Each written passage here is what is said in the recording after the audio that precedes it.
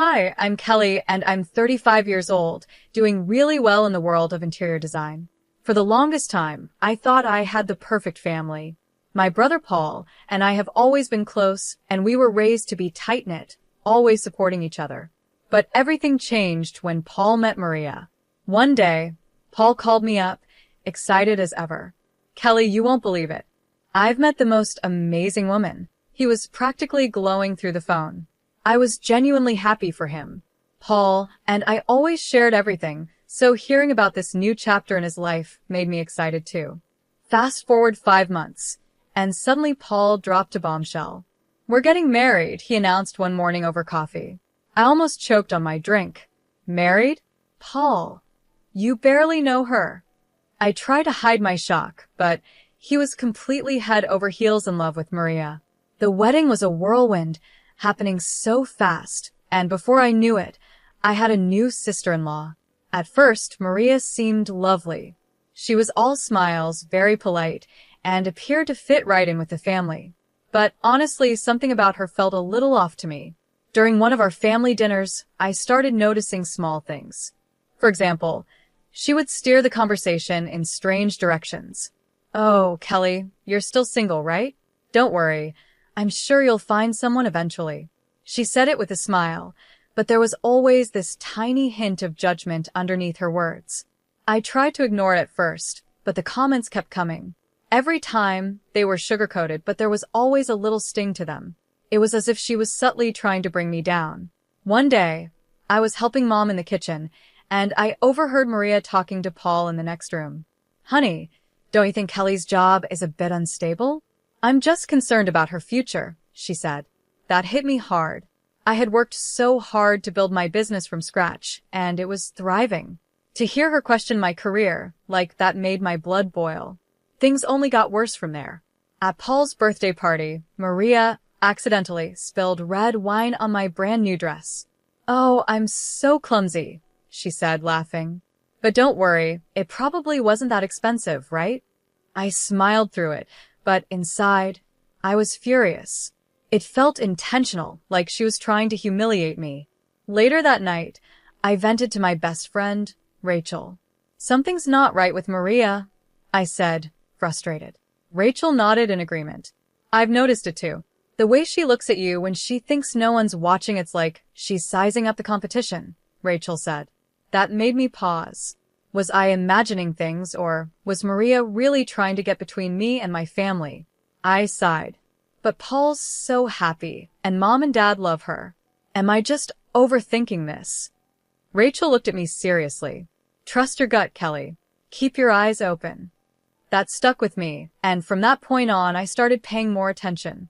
Slowly, I watched as Maria inserted herself deeper and deeper into every part of our family life. She volunteered to help Dad with his finances, constantly offering critiques about how he managed things. She reorganized Mom's entire kitchen, claiming it would be more efficient her way. Little by little, she was changing everything, and no one seemed to notice but me. What worried me most, though, was how Paul started to change. My brother, who used to be so outgoing and full of life, became quieter and more reserved. Whenever we'd talk, he would always defer to Maria's opinion, like he couldn't make a decision without checking with her first.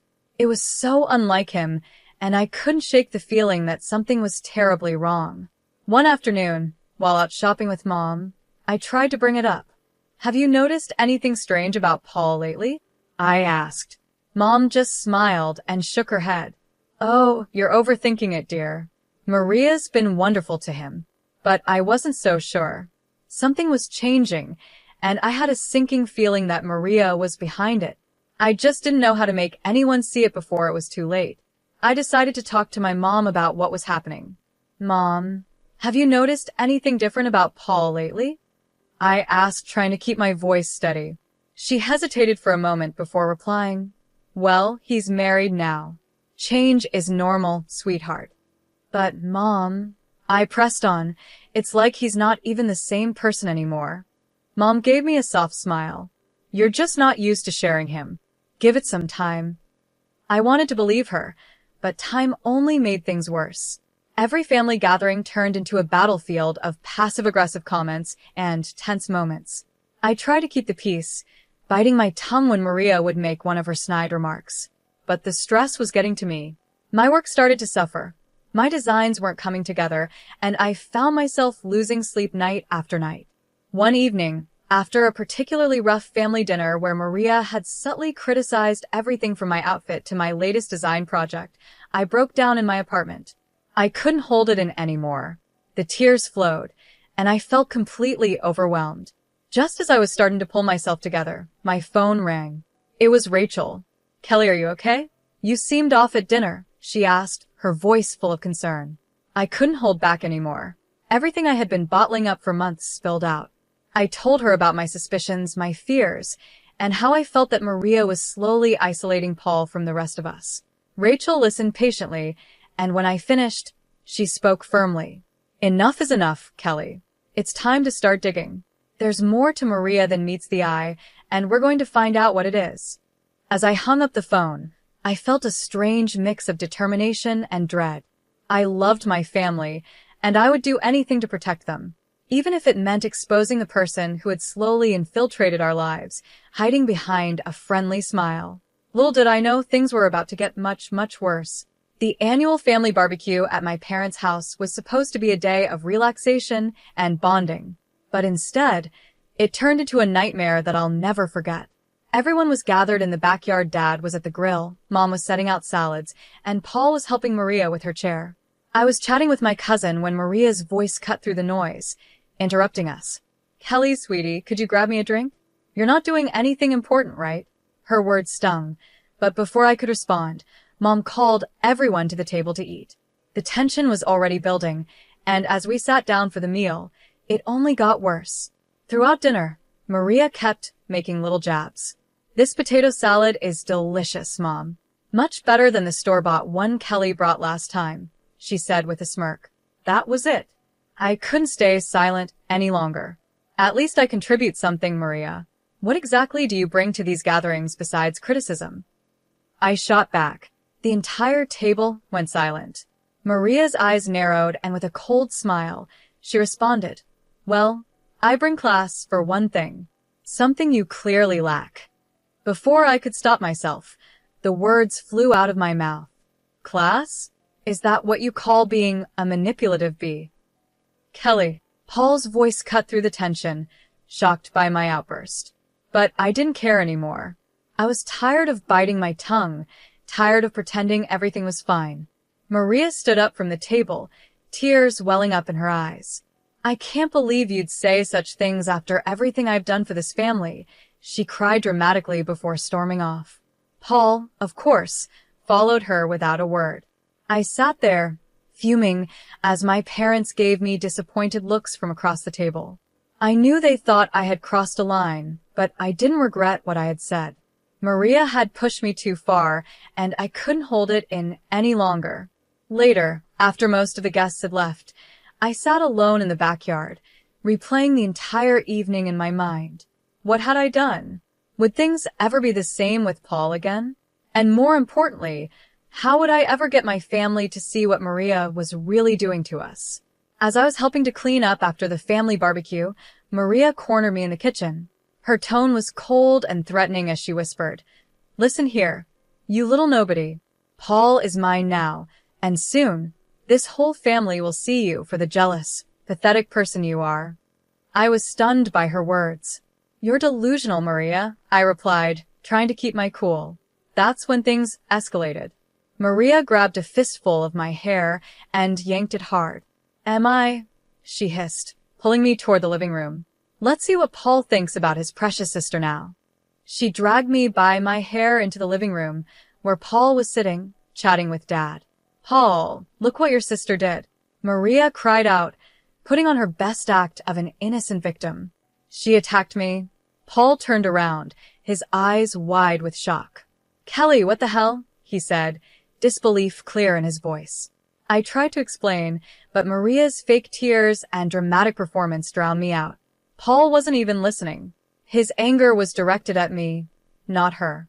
"I think you should leave, Kelly," he said quietly but firmly. Humiliated and furious, I grabbed my things and walked out, my heart heavy with frustration. The next day, Rachel came over to find me still in my pajamas, surrounded by empty ice cream containers. I was emotionally drained, replaying the awful scene in my head over and over again. "That's it," Rachel said firmly, looking at the mess around me. "We're not letting her get away with this. It's time to fight back." Over the next week, Rachel and I started digging into Maria's past. We searched for anything that could reveal her true character. It didn't take long before we found inconsistencies in the stories she had told us. The college she claimed to have graduated from had no record of her. The company she said she worked for? It didn't even exist. But the biggest break came by chance. While grabbing coffee one afternoon, I bumped into a woman named Amy. She introduced herself as one of Maria's former coworkers. "Oh, you know Maria?" Amy asked, looking curious. "How is she? Still ruining lives, I assume?"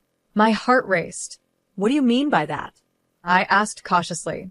Amy sighed and started telling me everything. Maria had a long history of causing chaos wherever she went. She had bullied coworkers, manipulated bosses, and even gotten Amy fired by planting fake evidence of theft. Maria knew exactly how to turn situations to her advantage and hurt those who stood in her way. "Be careful," Amy warned me. "Maria is dangerous when she feels cornered." I left the cafe with my head spinning. I finally had proof that Maria wasn't who she claimed to be. But as I reached for my phone to call Paul, I hesitated. Would he even believe me? Or would it just push him further away from me and closer to Maria? I stood there, torn between protecting my brother and preserving what little remained of our relationship. This was just the beginning. Maria's mask had slipped, and now I had a choice to make. How far was I willing to go to expose the truth? After weeks of debating with myself, I finally made a decision. I couldn't let Maria continue her manipulation without a fight. I made a call to James, a private investigator recommended by one of my clients. We agreed to meet at a quiet coffee shop to discuss everything. "So, you want me to dig into your sister-in-law's past?" James asked, glancing down at the folder I had brought with me. I pushed it across the table, feeling the weight of my decisions settle on my shoulders. "Here's everything I've found so far," I said, my voice steady. "But I need more. I need to know everything." James nodded, picking up the folder and flipping through the papers. "All right, I'll see what I can do." Leaving the cafe, I felt a sense of determination that I hadn't felt in a long time. Maria had messed with the wrong person. I was going to protect my family, no matter what it took. Little did I know, the path ahead was going to be even more difficult than I imagined, but I was ready. It was time to uncover who Maria really was, and I wasn't backing down. As James flipped through the pages of the file I gave him, he let out a low whistle. "Your sister-in-law has more red flags than a parade," he said, shaking his head. "I'll see what I can dig up." 5 weeks later, James called me with news that sent chills down my spine. "Kelly, your sister-in-law isn't just a liar, she's a professional con artist. She has multiple identities and fraud charges in 4 different states. And get this, she's been using your brother's business to launder money." My hands started to tremble as I tried to absorb what he was saying. How? "How is she doing that?" I asked, barely able to get the words out. "Fake invoices, ghost employees, the whole works," James explained. "Your brother's company is a ticking time bomb." I thanked James and hung up the phone, my heart pounding. I had to tell Paul. But how could I break this news to him? Just as I was trying to figure out what to do next, my phone buzzed with a text from my mom. "Family dinner tonight. Maria insists." Please come." Great. Just what I needed. The atmosphere at dinner was tense from the moment I walked in. It was like everyone could feel that something was off, but no one wanted to acknowledge it. Maria was all smiles, playing her usual game. But when her eyes met mine, there was something cold and calculating about her stare. Paul was sitting next to her, looking a bit tired. Maria, in her sweetest voice, suddenly said, "Paul, honey, why don't you tell everyone about our vacation plans?" Paul cleared his throat, looking a little uncomfortable. Well, we're thinking of taking a trip. Maybe an extended one. 5 months or so." I nearly choked on my drink. 5 months. I blurted out, "What about the business?" Maria's smile grew tighter, and she quickly answered for him. "Oh, Paul can run things remotely. Right, sweetie? She said, giving him a look that made it clear she was pulling the strings. Paul just nodded, like he didn't have a choice. After dinner, I couldn't hold back anymore. I cornered Paul in the kitchen, my heart pounding. Are you sure about this trip? 5 months is a long time, especially with everything going on at work. Paul sighed, looking worn out. Kelly, please. Maria thinks it'll be good for us. We need some time away from everything. I bit my tongue, realizing how deep Maria's control over him had become. It was like he couldn't see what was happening right in front of him. Over the next few days, I kept thinking about how to help Paul. I knew I couldn't do it alone. I reached out to Amy and some of the other victims I had discovered during my investigation into Maria's past. We formed a small support group, sharing our stories and the evidence we had gathered. We need to stop her before she ruins more lives, Amy said one day during one of our meetings. I nodded, a plan starting to form in my mind. I think I know how, I said, feeling a flicker of hope for the first time in a while. For the next week, I worked tirelessly to gather every piece of evidence I could find. I was determined to expose Maria once and for all. But she wasn't stupid. She must have sensed that something was going on. One evening, as I was leaving my office, I walked to my car and found my tire slashed. My heart sank. A note was tucked under the windshield wiper. It read, "Back off, or next time it won't be just the tires." I stood there, frozen, the fear creeping in. I quickly called Rachel, my hands still shaking. Rachel, she knows. I whispered into the phone. Maria knows I'm onto her. Rachel's voice was calm but firm. Then we need to act now, before she can do any more damage. She was right. There was no more time to waste. Maria had played her game for long enough. It was time to expose the truth and protect my brother from the web of lies she had spun. With Rachel by my side, I set the plan into motion. This was it. There was no turning back now. We were going to take Maria down, and nothing was going to stop us. I called my parents, Paul, and the rest of the family. Emergency family meeting tomorrow night. It's about Paul's safety, I said, my voice firm. As I hung up the phone, doubt crept in. Was I doing the right thing? What if this all backfired? But then, I remembered the defeated look in Paul's eyes, how Maria had manipulated him and everyone else around her. No, this had to be done. The next day seemed to drag on forever. I spent the entire day triple-checking all the evidence I had gathered, making sure every detail was solid. I rehearsed what I was going to say over and over again in my head. As the evening approached, my phone buzzed with a message from Paul. Maria's not feeling well. We might not make it. My heart sank. Of course, Maria would try to avoid this. I texted back quickly. Please, Paul. It's important. I wouldn't ask if it wasn't. Hours passed, and I heard nothing. I was starting to give up hope when I heard a car pull up outside my apartment. Peeking out the window, I saw Paul helping Maria out of the car. She looked pale and leaned on him dramatically. It was obvious that she was putting on a show. As Paul and Maria entered my apartment, the tension in the room was thick. My parents, Rachel, Amy, and a few others were already there, waiting. Maria clearly didn't expect this kind of gathering. What's going on? Paul asked, confusion evident in his voice. I took a deep breath, trying to steady my nerves. Paul, everyone, it's time you all knew the truth about Maria. I was calm but determined. This was the moment of truth. Maria's eyes narrowed.